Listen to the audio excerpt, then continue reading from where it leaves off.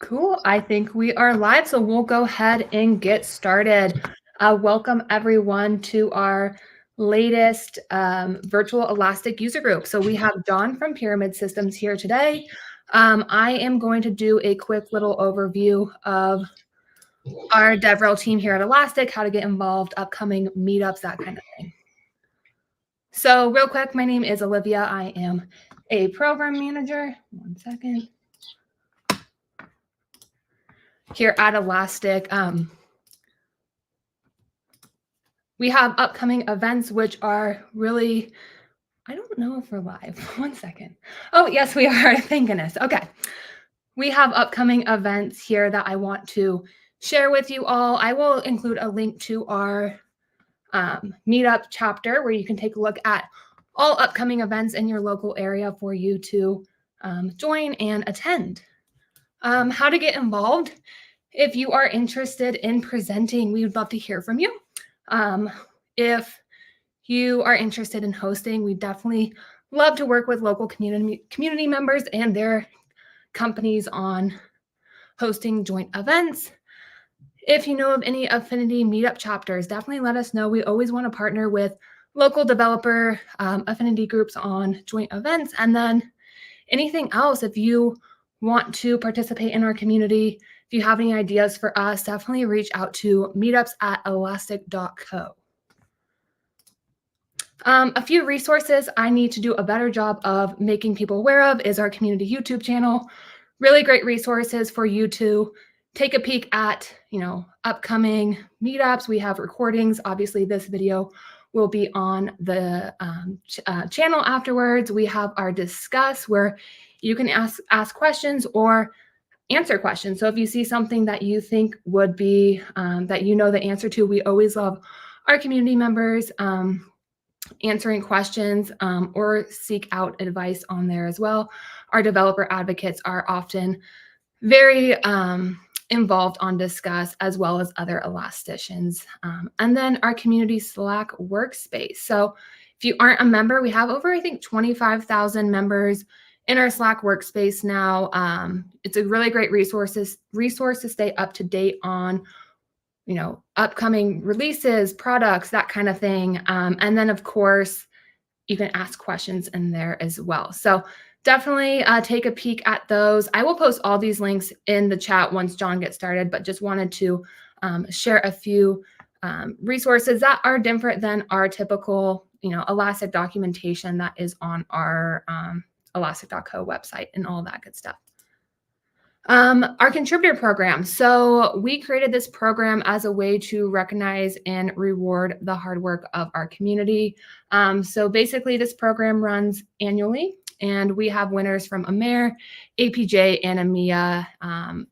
The program works by you essentially get points for different aspects. So whether you organize a meetup, you write articles or blog posts, coding contributions, answering technical questions on forums like Discuss. At the end of the cycle, we have winners from AMER, APJ, and EMEA. Again, if this is of interest to you, we definitely would love your participation in the contributor program. I will include links to that here shortly. And then before I turn it over to John, what now? Again, if you are interested in presenting at an upcoming event, whether it's in person or virtual, definitely let us know. Regardless of if you have a user group close to you, we love to have you involved. If you're more so interested in presenting virtually, amazing. If you want to present in person, definitely reach out. We love hearing from our community and having them share their Elastic stories. And we know our community members enjoy hearing from people other than elasticians. And then again, I will post this link in the chat where you can just take a peek on, if there is a user group close by. I was sharing our upcoming events. I don't know if the recording captured that or not, but hopefully it did. Regardless if you're based in AMER, we have events global. We have over 150 user groups across the globe. And so regardless if you're in AMER or if you're elsewhere, we have a ton of upcoming events. So definitely keep an eye on that. And with that, that's my quick little intro. Hopefully it didn't get cut off. Who knows? But I will post links in the chat. And then John is going to present now. I wanted to also mention, if you have questions for him, I will post those in the screen so he can take some time and answer them throughout his presentation. Sometimes there is a little bit of a lag between our streaming and YouTube, so we'll do our best to capture those questions in real time. And then also I have a link to a raffle just to incentivize people to tune into our meetups virtually. I will pick the winner randomly after this live stream and contact you with some Elastic swag. So with that, I will stop sharing my screen. And John, I will turn it to you.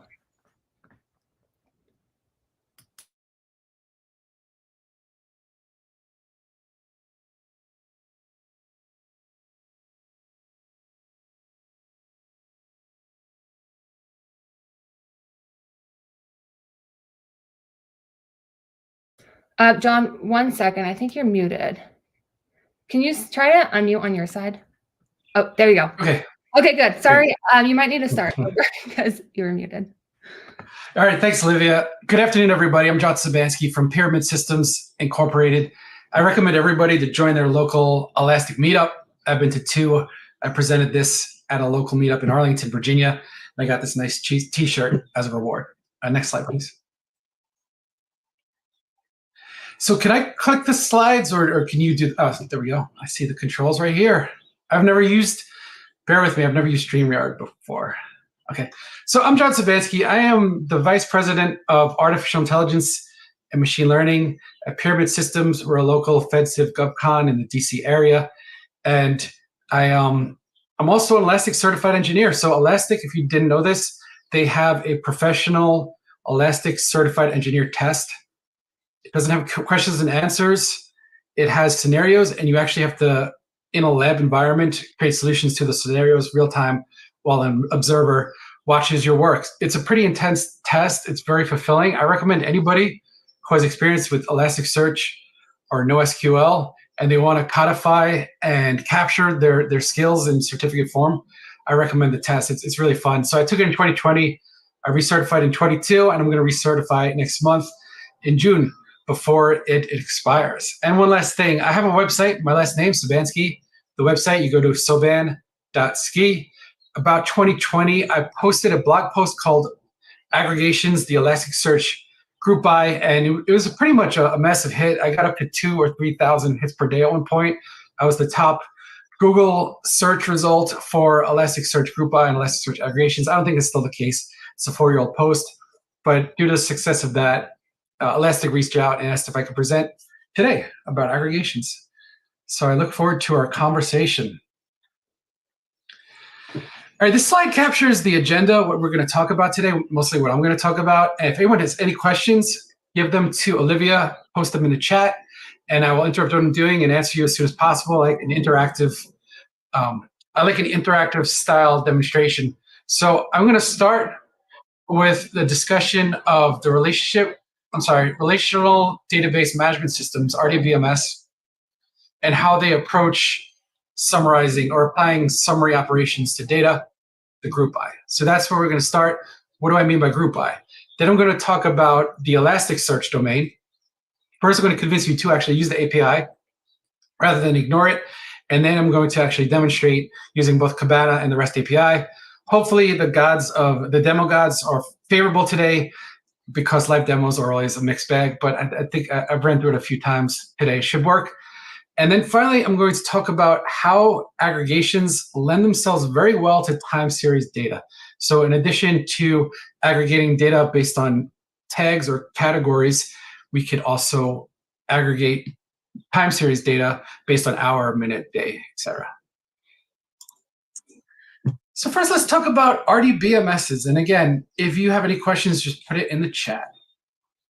So first, let's talk about series of data. And you can see on the left, I have a series of data. I include 5 data points, 2, 5, 20, 20, 10. Now, this is a toy example. In real life, you might have millions, billions, or trillions of data points. So this idea of summary operations really makes life easy in that it reduces the volume of data from millions to 3 or 4 data points. And some summary statistics, which everyone should be familiar with on this call. Sum, adding all the numbers together, you get 57. The product, multiplying them all together, it's 40,000. I arbitrarily pick these numbers. It's kind of interesting. It's such an even number. The minimum number would be 2. The max would be 20. Median, mean, you can also do percentiles, right? So this idea of you have a large corpus of data and you want to summarize it either using statistics or some sort of operation. So how do we do this in RDBMS? Just consider for a minute, my website, Sobanski, I have a table here that records the hits. So you can see I get pretty granular data in that I get the country, but then also the time zone. So in the United States, for example, I have, what do I have here? 5 time zones. And it shows in New York, I got 12,000 hits, Chicago, 9,000 hits, and you can read down the list.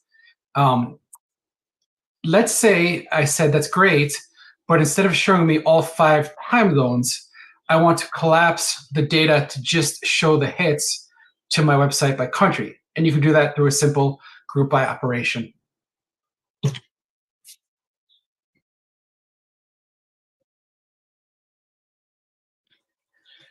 And so the results, you use your standard SQL, select country, sum hits from time zone hits, group by country. Again, it takes the table on the left, which includes 5 distinct time zones for country, and summarizes it to one country. So instead of 11,000, 9,000, 7,000, we get 30,000 hits for the United States. This should be pretty straightforward. Anyone who's used SQL is familiar with group by, but I just wanted to set the stage. Because we're going to talk about the Elasticsearch version of that. Now, why does Elasticsearch have a different term? So in the RDBMS world, we have a group by. Elasticsearch, we use aggregations. Why is that?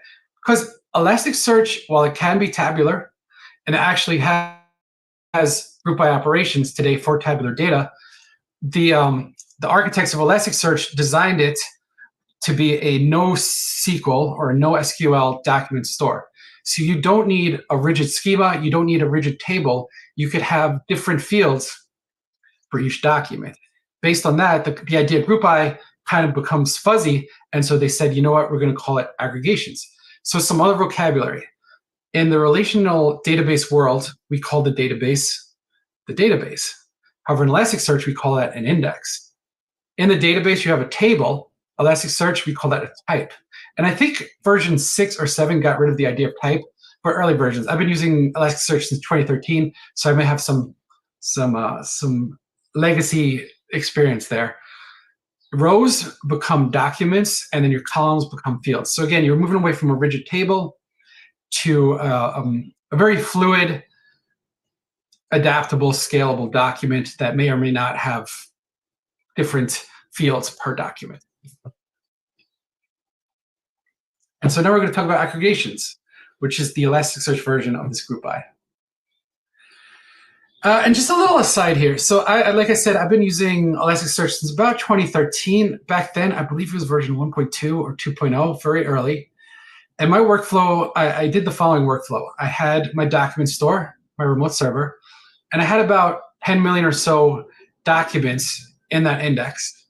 And if I wanted to do a group by, I would just pull the entire index, dump all 10 megabytes.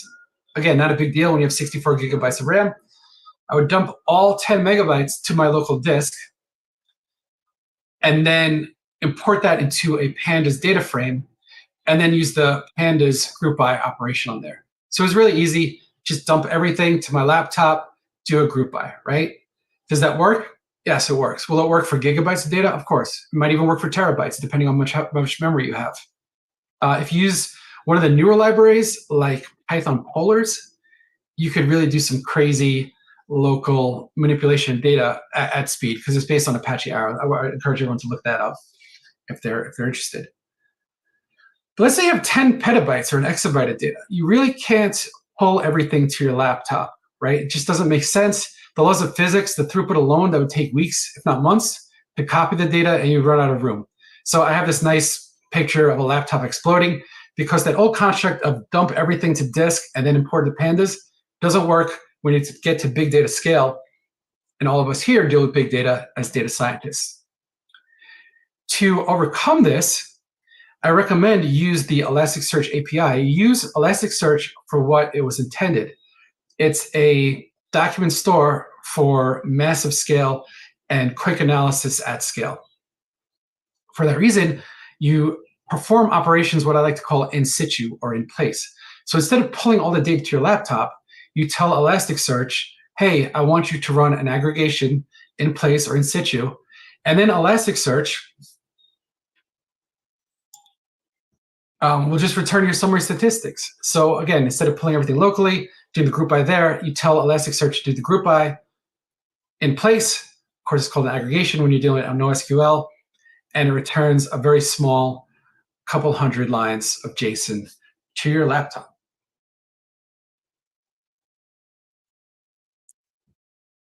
I'm gonna skip this. Okay, now I'm gonna get to my first demo. Are we doing okay? Olivia, is the audio okay? Is the video good? If so, if you don't mind, I shared my, there it is. Thank you. All right, so I'm gonna do a quick visualization to show how, just to visualize an aggregation and operation. And I'm using the Elastic Cloud. You get a free trial, I believe, for 30 days. And it has canned or built-in data. So it's very easy if you just want to play around. Go to the Visualize library, create visualization. So it's kind of cool because they give you a hint. They have lens, they have maps, time series, visual, something, builder, custom visualization, and then aggregation based. So there's a hint here. And this is, early versions of Elasticsearch up to about 5.0. This was the only Kibana visualization approach. It shows a hint that the visualizations use these Elasticsearch aggregations. So you click aggregation based. I'm going to do a vertical bar. And again, sample data e-commerce. It has time series, geo, and geo-IP data.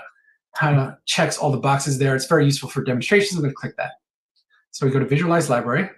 Oh, I'm sorry. Let me try that again. Aggregation based, and I'm clicking vertical bar, e-commerce. And you can see here, it's just a blob of data, right? And we have, again,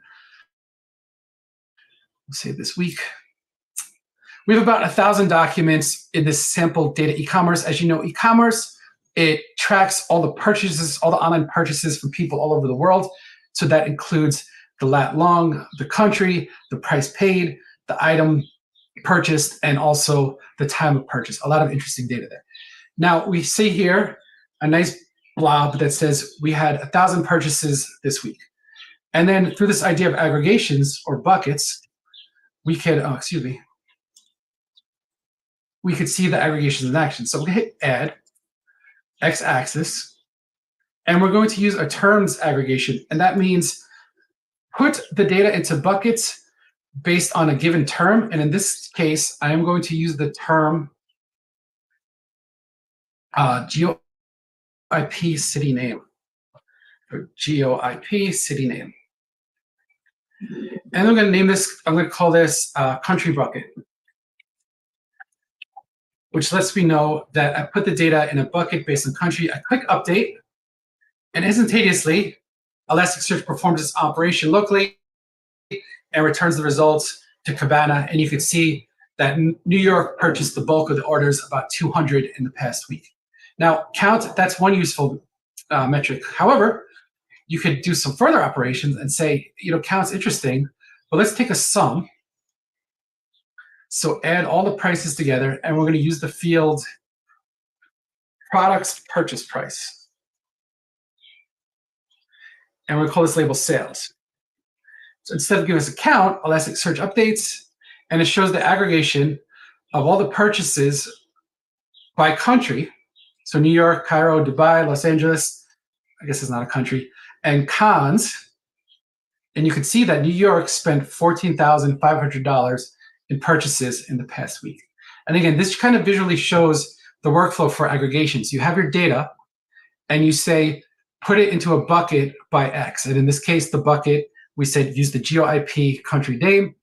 And then from there, you perform an operation. And I said, use a sum to add up the sales of all the purchase prices. And again, that's the workflow. Now, this is kind of advanced. If you take, which I recommend, if you take the Elastic Professional Certified Engineer test this is your test. Everything is in DevTools, and it's really cool. So I recommend you get comfortable with this API. And again, so the way I passed is I would play around in Kibana, go through the visual workflow, kind of have the analogy in my mind, and then work through the REST API. So let's hope this works. I'm going to say get Kibana sample data e-commerce. And as you know, in Elasticsearch, it's a REST API, and you can do the search endpoint, right?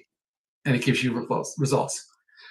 Now, the DevTools provide an autocomplete. So if you just hit the bracket and hit return, it autocompletes. Now, this is the fun part. If you hit quotes, you'll see all the different methods that the Elasticsearch REST API provides, and that includes your first one, ags, or short for aggregations. You click that, and you get an autocomplete as well. So as before, I'm going to call this country bucket, just like I did in Kibana. And the ag type, since we're looking at keys or tags or categories or classification, whatever you want to call them, we're going to use a terms. And again, autocomplete populates terms. I don't know if you could see the pop-up window, but if you can't, it says terms, date histogram, bucket selector, and so on and so forth. And then our field will be, GeoIP, city name, and we run that. But before we run that, we're just going to add a size equals 0. And again, this is part of the test. And this just ensures that we don't get hits, that we just get the aggregations returned. So you can see here we have country bucket, and in New York, we had 900 documents, Cairo, 500 documents down the list. And then we could further add this idea of a sum instead of count. So you collapse terms. Again, I'm going really fast, but you get comfortable with this when you use the REST API quickly. Put a comma here. Here's a hint. If it pops up with your context menu, you put the comma in the right place. You set ags. We'll call this sales like I did in Kibana. And the ag type will be a sum. And then the field, of course, is going to be products. Base price. And survey says it now shows not only the dot count that we had 900 purchases in New York, but $67,000 worth of sales.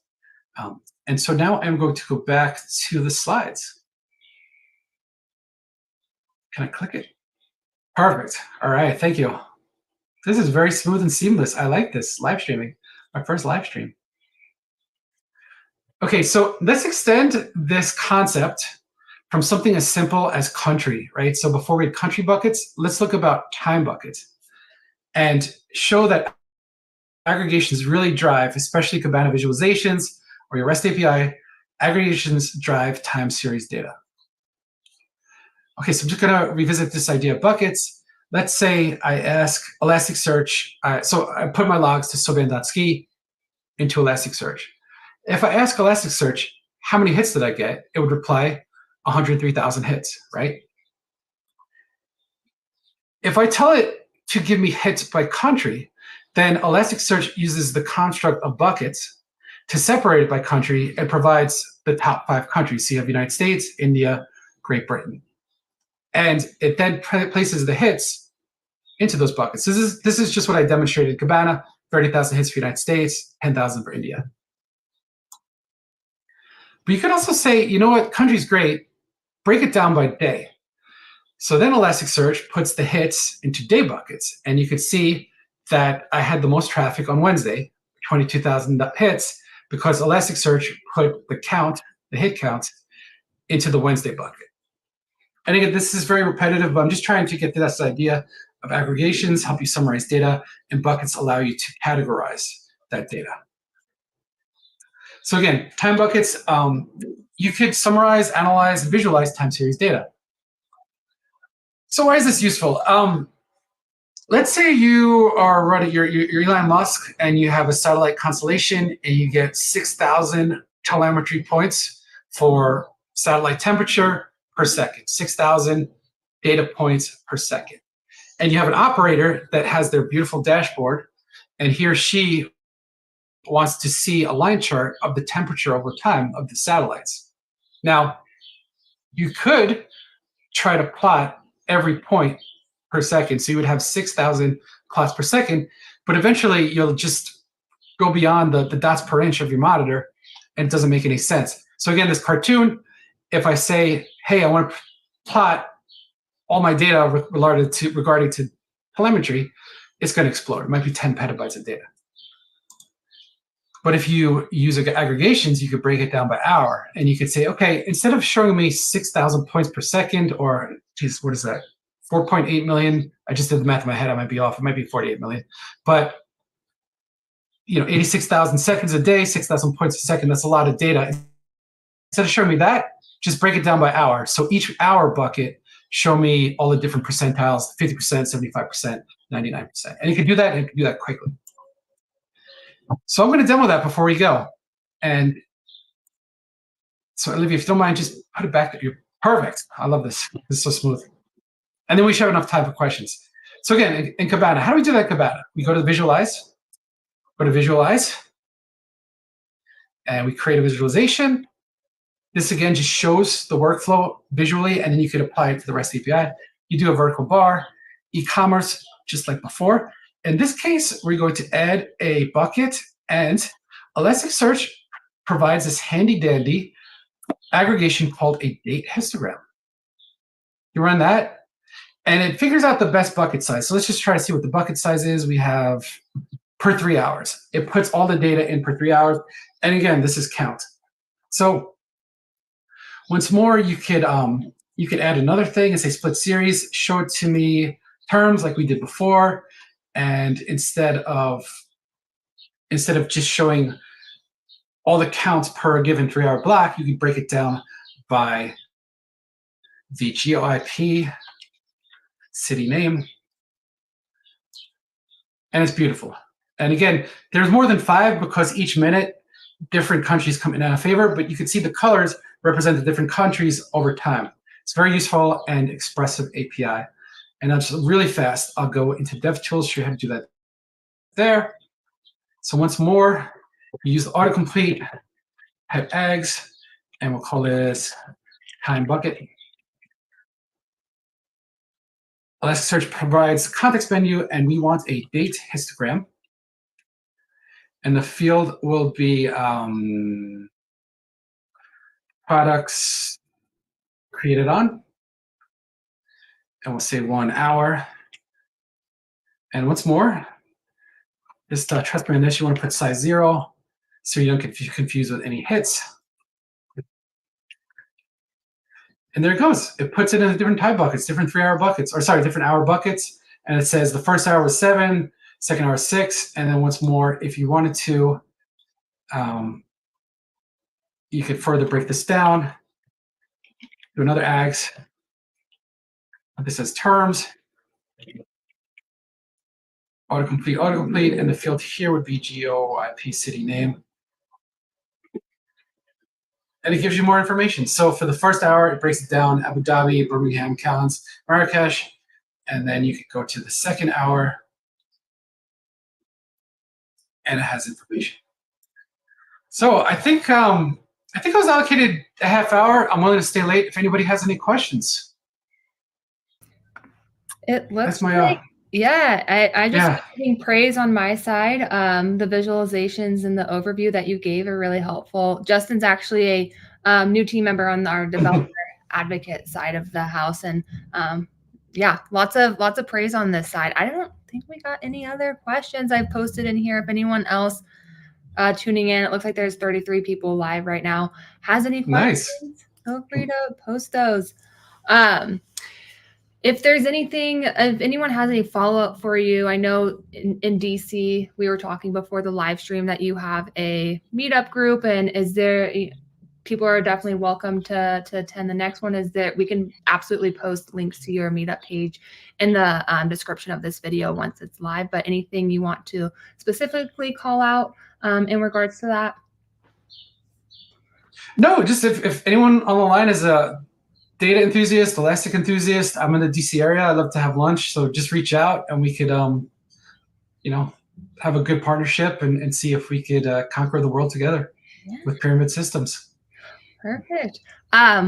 Well, no other questions. If you're watching this later on and if you have questions about anything John covered, feel free to post those on the video, or obviously discuss, like I mentioned in the beginning, is a really great resource. And then, like John said, if you're local to the DC area, feel free to reach out. But other than that, I think that's all I have. I got a thanks as well from Bill, so that's great. Anything else on your side, John, before we wrap up? No, thanks again for reaching out. I appreciate this. Thanks. Yeah, absolutely. Cool. Well, we'll wrap up here, and thank you everyone for tuning in, and we hope to see you at the next one. Bye.